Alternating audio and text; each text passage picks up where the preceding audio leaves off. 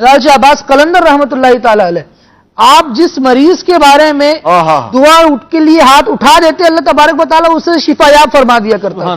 लेकिन इसके बावजूद आपका अमल ये होता कि आप रहमतुल्लाह ताला अलैह की बारगाह में कोई हाजिर होता, सूरह फातिहा, सूरह फलक, सूरह नास और कलमा तय्यबा ये भी तरतीब पढ़ते, पानी पर दम फरमाते और फिर उस पानी को मरीज को पिलाने का हुक्म इरशाद फरमाते और फरमाते कि इस पानी को मरीज की आंखों पर भी लगाया जाए। ये अमल होता, अल्लाह तबारक व तआला उसे शिफा अता फरमाता। अभी आप देखिए कि लाल शाह अब्बास कलंदर रहमतुल्लाह ताला अलैह का ये अमल बयान किया गया है जी। आप लोगों के सामने सूरह फातिहा पढ़ा करते थे, सूरह फलक, सूरह नास पढ़ा करते थे और पढ़कर कलमा तय्यबा पढ़कर दम किया करते थे।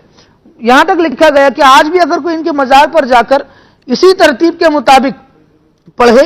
और खुलफाए राशिदीन को इसका इसाले सवाब करे और इनके वसीले से अल्लाह की बारगाह में दुआ करे, अल्लाह शिफा अता फरमाए। यानी ये अहलुल्लाह हैं जो आने वाले को अल्लाह वालों का रास्ता बता रहे हैं, अल्लाह वालों से जोड़ रहे हैं और राह हिदायत की तरफ गामजन कर रहे हैं। तो इनसे अगर वाबस्तगी होती है तो हिदायत भी मुयस्सर आती है, बंदे का दिल अल्लाह तबारक व तआला की इबादत की तरफ झुकता है। लेकिन जब हम खुद ऐसे लोगों के पीछे पड़े रहेंगे कि जो बस कोई अनोखी काम करके दिखा दे, कोई अनोखा ही अंदाज दिखा दे, कोई ऐसा काम कर दे कि पलक झपकते मेरे मामलात ऐसे चले जाए, मुझे कुछ ना करना पड़े, मुझे कुछ ना पढ़ना पड़े, मुझे जबान ना हिलानी पड़े। आप रहमतुल्लाह ताला अलैह का एक फरमान में अर्ज करूं, आप फरमाते हैं कि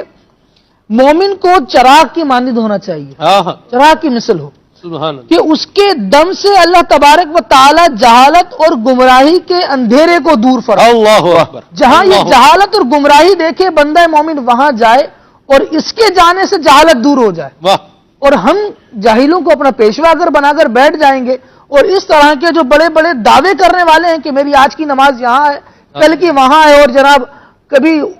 नजर डालें तो अर्श के पार चली जाए उनकी नजर, और कभी नीचे डालें तो वो नीचे ही उतर जाए, जो जी में आए वो बताते रहें। और शरीयत की पाबंदी का हाल ये हो कि नमाज की उनको कोई फिक्र ना हो, अल्लाह का नाम उनको लेना ही ना आता हो, बल्कि जाहिरी जिस्म की तहारत का उसको ना पता हो, उसको जाहिरी जिस्म को गंदगी से दूर नहीं रखता हो, तो उसकी बातिन को क्या कहा जाएगा कि अल्लाह तबारक व तआला ने इसका तज़किया फरमाया है। अल्लाह हमारे हाल अपने